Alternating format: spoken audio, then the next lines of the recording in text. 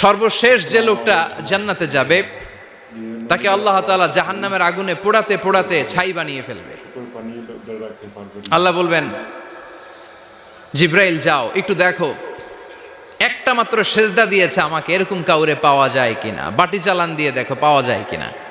খুঁজে খুঁজে কাউরে পাবে না। আল্লাহ বললেন আবার দেখো, খুঁজে খুঁজে একজনকে পাবে, সামান্য ইমানের ছিটে ফোঁটা তার অন্তরে ছিল।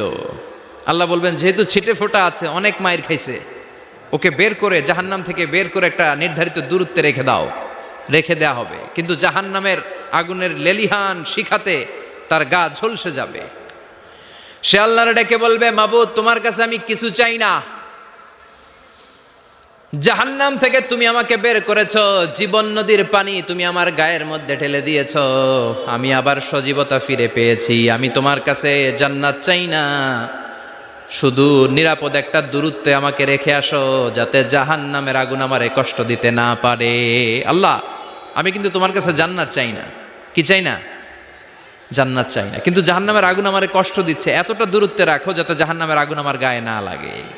আল্লাহ বললেন ওকে রাখবো, কিন্তু আমার সাথে একটা কন্ট্রাক্টে যেতে হবে, যে এটা তোমাকে দিলে তুমি আর নতুন করে কিছু চাবা না। সে বলবে আমি রাজি, কন্ট্রাক্ট হয়ে যাবে। আল্লাহ জিব্রাইলরে বলবেন যাও এমন দূরত্বে রাখো যাতে জাহান্নামের আগুন ওরে কষ্ট না দেয়। রেখে আসা হবে, অনেক দিন সে ওখানে আনন্দে থাকবে, আল্লাহ শুকরিয়া করবে। সে মনে মনে বলবে বেঁচে গিয়েছি, আমি বেঁচে গিয়েছি, জীবনে আর কিছু চাই না, জাহান্নাম থেকে আমি বেঁচে গিয়েছি। অনেকদিন থাকার পরে মনে মনে ভাববে বাইসা তো গেছি, কিন্তু নতুন করে একটু ট্রাই করে দেখি, জাহান্নামের সৌন্দর্যের দৃশ্য একটু চোখ দিয়ে অবলোকন করা যায় কিনা। সে আল্লাহরে ডেকে বলবে আল্লাহ ইনদি সুআল, আমার একটা ফরিয়াদ আছে। কি ফরিয়াদ? আল্লাহ আগেই বলে রাখি আমি কিন্তু জান্নাতে যেতে চাই না। আল্লাহ বলবেন কি চাও? সে বলবে আল্লাহ তোমার জান্নাতটা তুমি কত সুন্দর করে বানিয়েছো, আমি একটা নজর শুধু দেখতে চাই। জান্নাতের দরজার সামনে নিয়ে যদি আমারে বসিয়ে রাখো, দ্যাটস ইনাফ, আর কিছু চাই না, শুধু জান্নাতের দরজার সামনে। আল্লাহ বললেন তুই না ওয়াদা করেছিস, তুই না চুক্তি করেছিস। সে বলবে আল্লাহ আমারে হতভাগা বানাইয়া তোমার কি লাভ? সুবহানাল্লাহ পড়েন। আমারে তুমি হতভাগা বানিও না। আল্লাহ বলে ঠিক আছে, আবার সিগনেচার কর যে জান্নাতের দরজার সামনে বসিয়ে দিলে আর কিছু চাবি না। সে সিগনেচার করে বলে আমি চাবো না। আল্লাহ বললেন জিব্রাইল বেচারারে ধরে জান্নাতের গেটের সামনে বসায় দে। এবার জান্নাতের গেটের সামনে বসে বসে জান্নাতের সৌন্দর্য দেখা শুরু করবে। সুবহানাল্লাহ। এমন সৌন্দর্য যেটা চোখ দিয়ে কেউ দেখে নাই, কান দিয়ে শোনে নাই, ওই সৌন্দর্য চোখে দেখে, কান দিয়ে আওয়াজ শোনে, মাগার ভোগ করতে পারে না। অন্তরে জ্বালা আছে না নাই? এয়ার কন্ডিশনের রুমে ঢুকতে না পারলেও, এয়ার কন্ডিশনের রুমের দরজার বাইরে দাঁড়ালো, এয়ার কন্ডিশনের রুমের একটা ঠান্ডা বাতাস গায়ে লাগে না? কথা বলেন তো। ও যখন জান্নাতের দরজার সামনে দাঁড়াবে, ওর গায়েও এরকম জান্নাতের ঠান্ডা বাতাসের হিমেল ছোঁয়া গাটাকে শীতল করে দিবে। ওই শীতল হয়ে যাওয়ার পরে আর তো সহ্য হবে না, আবার আল্লাহরে ডাকবে, মনে মনে ভাববে আর একটু ট্রাই করি না, দোষ কি, আস্তে আস্তে অনেক দূর তো আগাইছি। সুবহানাল্লাহ কইবেন না? এবার আল্লাহরে বলবে আল্লাহ ইনদি সুআল, আল্লাহ তুমি যদি কোনো বিষয়ে নতুন করে ডিসিশন নাও, তোমারে জিজ্ঞেস করার মতো কি কেউ আছে? আল্লাহ বলে না, আমি তো সব রাজার বড় রাজা, মহারাজা, আমার উপরে তো কারো কথা চলে না। ওই হতভাগা লোকটা বলবে আল্লাহ এত সুন্দর জান্নাত তুমি বানালা, চোখ দিয়ে সৌন্দর্য দেখি, কান দিয়ে আওয়াজগুলো শুনি, হুর আর গেলমান হেঁটে বেড়ায়, এত সুন্দর জান্নাত চোখ দিয়ে দেখি, ঢুকতে পারি না, আমারে কষ্ট দিয়ে তোমার কি লাভ? ও আল্লাহ আমারে তুমি মাফ করে দাও, জান্নাতের চিপার মধ্যে এক কর্নারে তুমি একটু আমারে জায়গা করে দাও। আল্লাহ বলবেন ওয়াই হাক ইয়াবনা আদম, তোর ধ্বংস হোক হে আদম জাত, মা আগদারাকা, তোর চেয়ে বড় গাদ্দার আমি আমার সৃষ্টিকুলে কাউরে দেখি নাই, কারণ তুই আমার সাথে চুক্তি করিস আর চুক্তি ভঙ্গ করিস।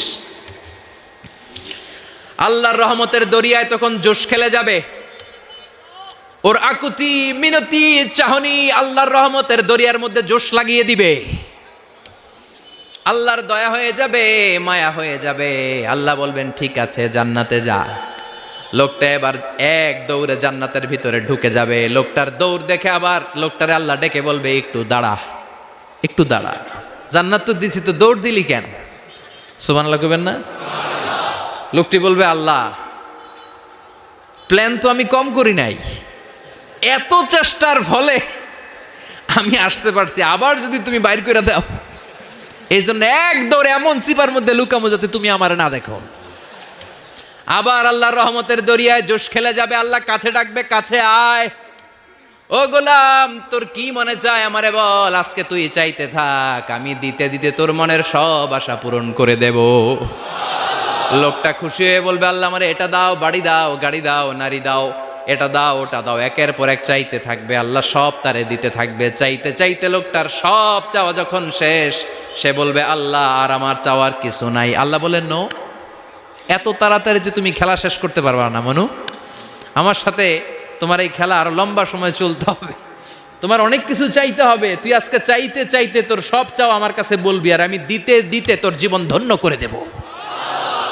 সে আবার চাইতে শুরু করবে, আল্লাহ এটা দাও, ওটা দাও, ওটা দাও, আল্লাহ দিতে দিতে সব দিবে। এরপরে বলবে, আল্লাহ মাফও চাই, দোয়াও চাই, আর চাওয়ার কিছু নাই। আল্লাহ বলবেন, তাই ঠিক আছে, তোরে আমি জান্নাতে ঢুকাই দিলাম, তবে মনে রাখিস তোর জান্নাতটা হবে সবচেয়ে ছোট জান্নাত, আর তোর জান্নাতটা হবে এই পৃথিবীর 10 গুণ। চিল্লায় এখন সুবহানাল্লাহ। বুখারীর বর্ণনা, আখিরু মান দাখালাল জান্নাহ, যে লোকটা সর্বশেষ অনেক মাইর খাইয়া রিমান্ডে থাকার পরে জান্নাতে ঢুকবে, তার জান্নাতটা যদি পৃথিবীর 10 গুণ হয়, তাহলে আমাদের সবাইরে ফেরদাউসে ঢুকাতে আল্লাহর কোনো সমস্যা আছে? চিল্লায় বলেন, সমস্যা আছে? এজন্য আমরা আল্লাহর কাছে কোন জান্নাত চাই? কথা বলেন। রব্বুল আলামিন বলেন, ওয়াসিকাল্লাযীনা ইত্তাকাউ রাব্বাহুম ইলাল জান্নাতি যুমারা হাত্তা ইযা জাউহা ওয়া ফুতিহাত আবওয়াবুহা ওয়া ক্বালা লাহুম খাজানাতুহা সালামুন আলাইকুম তিবতুম